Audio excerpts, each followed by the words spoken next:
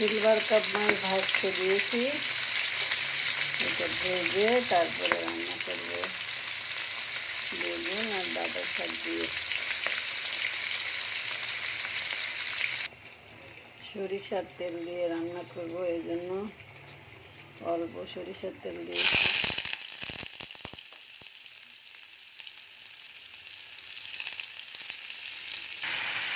মশলাগুলো সব একসঙ্গে দিয়েছি, দিয়ে কষিয়ে নিচ্ছি। এখন বেগুন দিয়ে দেবো। বেগুনগুলো দিয়ে দিলাম।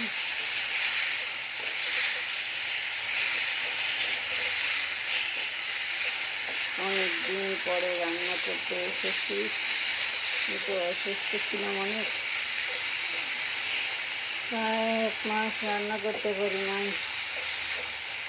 হসপিটালে ভর্তি ছিলাম, সেই জন্য। এর মধ্যে দিয়ে দেব সিদ্ধ করা ডাঁটা। যে ডাঁটা সিদ্ধ করে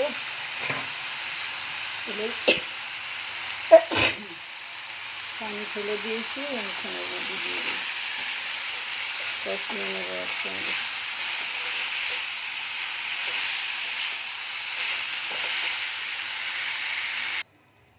এই যে ভাজা মাছটা দিয়েছি আর গরম পানিটা দিয়ে দিয়েছি এর ভিতরে।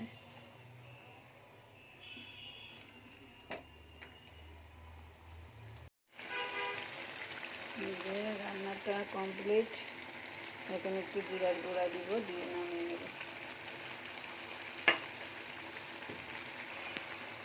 জিরা আর মরিচ একসঙ্গে গুঁড়া দিয়েছি,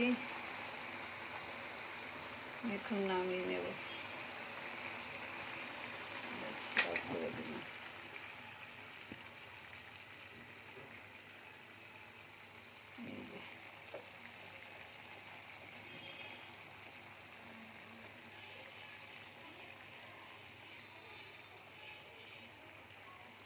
আল্লাহ হাফেজ। সবাই ভালো থাকবেন, আমার জন্য দোয়া করবেন, আমাদের সবার জন্য দোয়া।